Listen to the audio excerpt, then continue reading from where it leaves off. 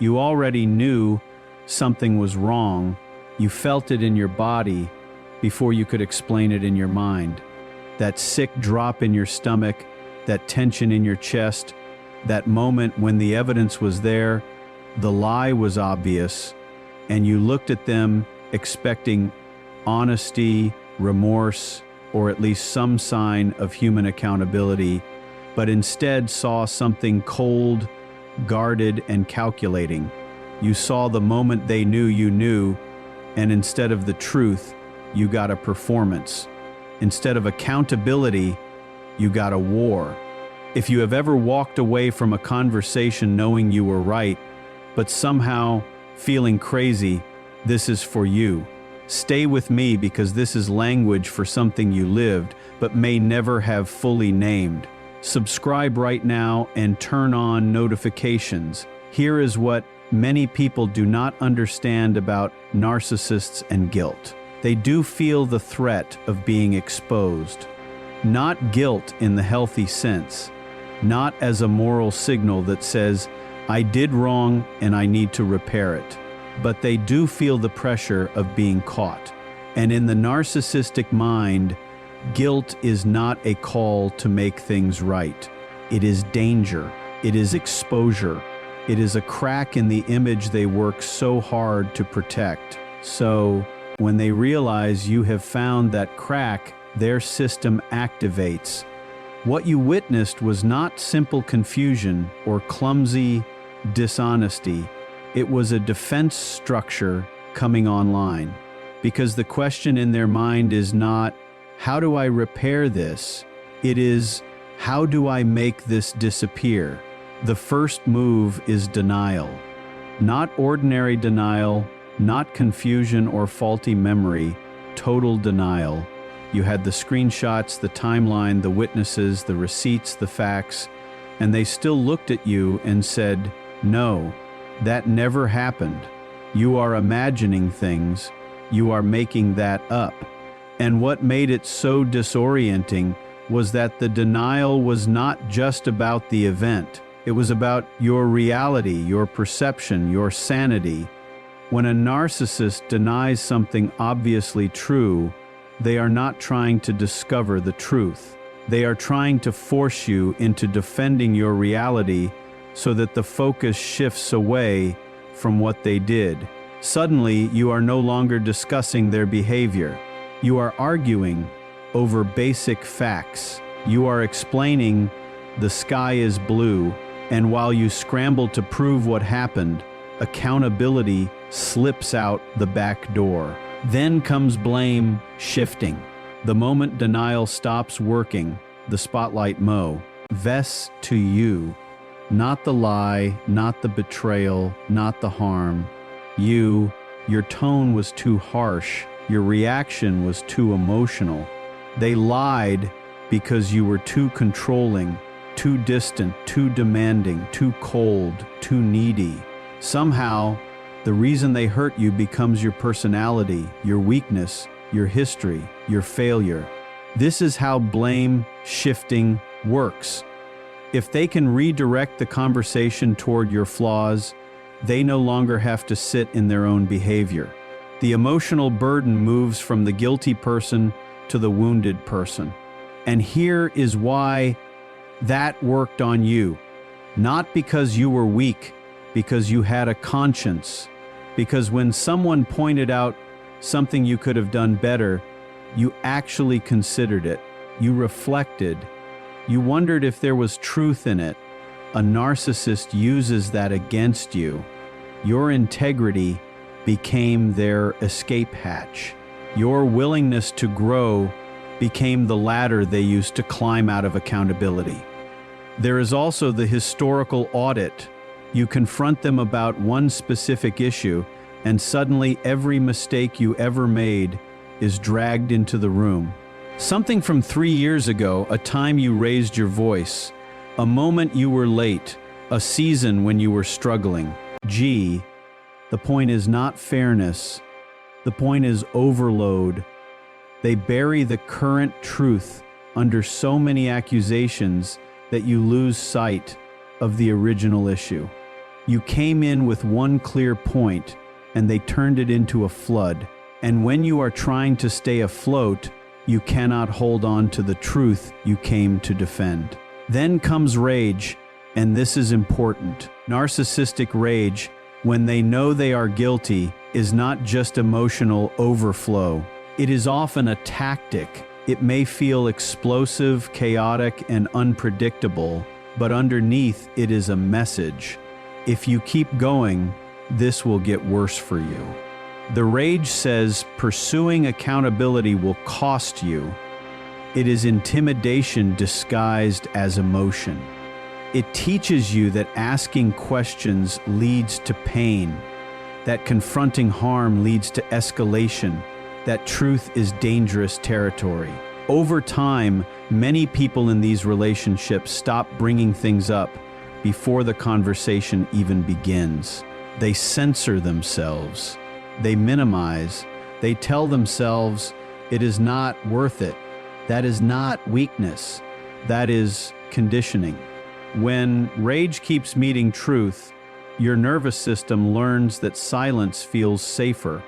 That is exactly what the rage was designed to teach. And if rage does not shut you down, victimhood often arrives next.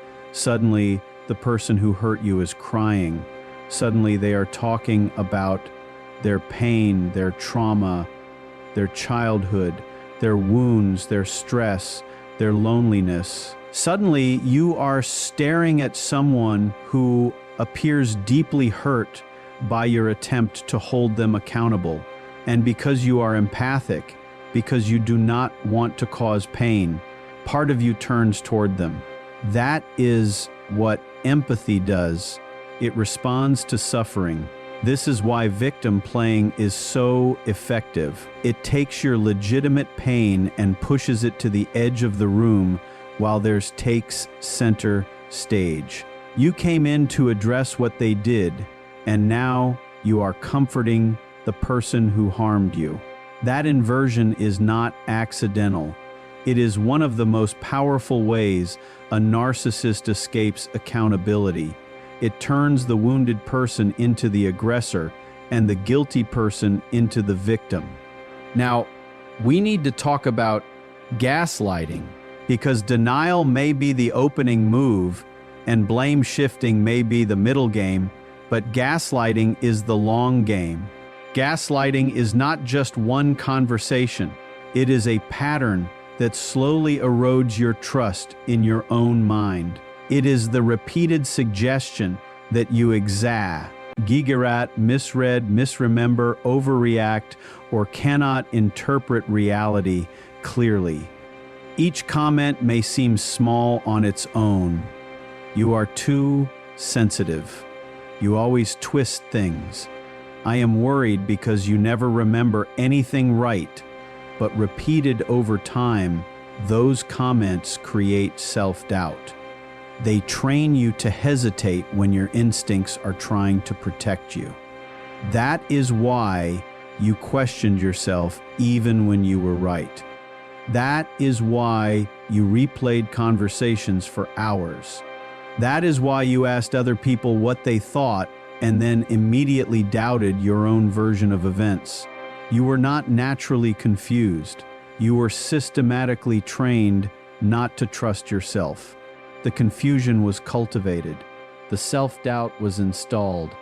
And when the bigger truths finally surfaced, that groundwork made it harder for you to stand firmly in what you knew. Then comes the charm offensive.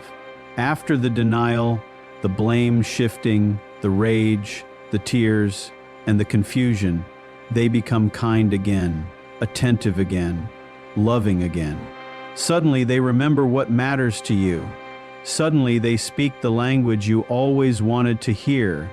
And in that moment, it can feel like the person you hoped for has returned. But in the context of guilt, that charm is not repair. It is erasure. It is designed to replace the emotional memory of harm with a new emotional impression that makes you question the seriousness of what just happened. This is why cycles are so powerful. Each return to warmth makes the previous cruelty look temporary. Each kind moment becomes evidence for the hope that maybe this time it will be different. I am not saying that to shame you. I am saying it so you can see the pattern clearly. Hope is often what kept you there. Hope that the good moments were the real person and the harmful ones were the exception. But in a cycle like this, the return to kindness is often part of the same system that created the harm. There is another behavior that matters here, and it is one of the most strategic, the preemptive strike. Sometimes a narcissist senses that you are close to the truth, close to leaving, or close to naming the pattern. So they move first. They accuse you before you can confront them. They create conflict before you can speak. They tell other people you are unstable, harsh, selfish, dramatic, or impossible. They start building a narrative that protects them before the real story has a chance to surface. This matters because narcissists often care deeply about image, their public identity, their reputation, the story other people believe about them. All of that is precious territory. So when guilt is close to being exposed, they do not just defend themselves in private. They may start shaping the social story in advance. That is what the preemptive strike does. It protects the image before the truth can threaten it. You may have experienced this as a strange shift. They suddenly became more distant, more hostile, more accusatory, more suspicious. It felt like they were punishing you for something you had not done. And that confusion had a purpose. If they could keep you reactive, hurt, and off balance, they could keep you from becoming calm, clear, and grounded. And a clear person is much harder to control than a dysregulated one. Understanding this changes everything, because once you see these behaviors as a system instead of isolated moments, your whole story starts to make sense. You were not too sensitive. You were not crazy. You were not impossible to please. You were inside a psychological system designed to protect someone else's image at the expense. See of your reality, and here is one of the hardest truths. Some of what you felt from them may have been real. Some of the tenderness, some of the charm, some of the connection may have existed in genuine form. Narcissism is not always cartoon evil. It is often a fractured personality organized around shame, image, fear, and survival. That does not excuse the manipulation. It does not soften the damage, but it may help answer the painful questions so many people carry. Was any of it real? Parts of it may have been, but what was real in them was never strong enough to protect you from the parts driven by control, self-protection, and the terror of exposure. That is why you could love them and still be harmed by them. That is why the relationship could contain moments of apparent sincerity and still be profoundly damaging. Those truths can exist together, and learning that helps you stop tearing yourself apart, trying to decide whether everything was fake or everything was real. The better question is this: what pattern dominated the relationship when it mattered most? And if the answer is denial, blame shifting, rage, gaslighting, victim playing, charm after harm, and reputation management, then the pattern tells the truth, because this is where your power starts to return. Not through revenge, not through winning an argument, but through clarity.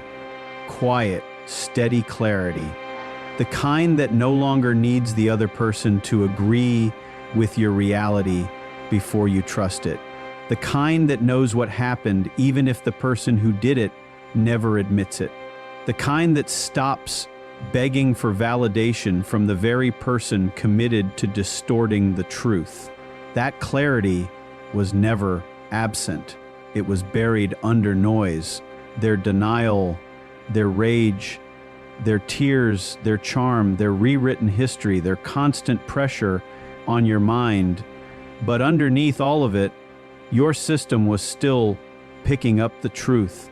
That sinking feeling, that tightening in your body, that instinct that something was wrong, that was not weakness, that was information.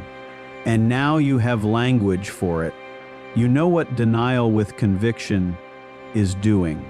You know what blame shifting is designed to accomplish. You know what rage is communicating beneath the volume. You know what victim playing steals from you. You know what gaslighting is meant to destroy.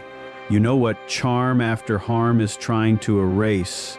You know what the preemptive strike is building. Once you have that map, you are no longer wandering in the dark. The pain may not disappear right away.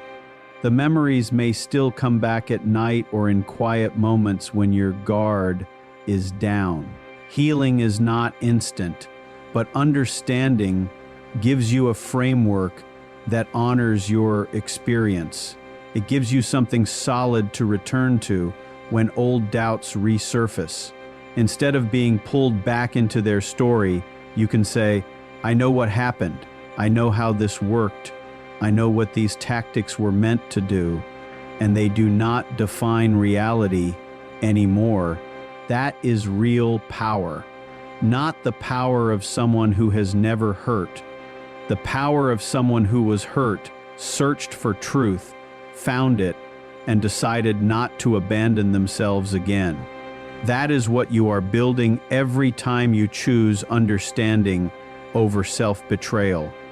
The narcissist who knows they are guilty depends on one thing above all else. They depend on the hope that the cost of pursuing truth will become too high for you, that the exhaustion, confusion, fear, and self-doubt will wear you down until false peace feels easier than honest reality. They count on you deciding it is easier to bury your truth than keep fighting, NG, to protect it. But you are still here. You are still asking questions. You are still searching for understanding. And that means the most important thing they were counting on has not happened. You have not given up on yourself. Because the moment you stop asking, what is wrong with me, and start asking, what is the pattern? Something shifts, something irreversible. You stop carrying what was never yours to carry. You stop measuring yourself by a story written to protect someone else's ego. You begin returning to the part of you that knew before you had words. The part that noticed, the part that felt the warning, the part that was never actually broken, only overwhelmed. The narcissist knew they were guilty. They knew, and they used denial, blame shifting, rage, victimhood, gaslighting, charm, and narrative control to keep that guilt from costing them what it should have. But what their system was never built to withstand is your understanding, your willingness to see the pattern clearly, your decision to stop participating in your own confusion. You became dangerous to that system the moment you started learning how it works. And even if your clarity still feels new, even if it still shakes on hard days, it is growing quietly, steadily, every time you name the tactic, every time you trust your perception, every time you choose not to explain away what hurt you. Every time you return to yourself, one day you will notice something has changed. Not with drama, not with fanfare, but with a deep internal settling. You will realize you trust yourself again. You will realize that The voice inside you that says something is wrong is no longer the voice you argue with, but the voice you listen to. That is where healing is taking you back to yourself.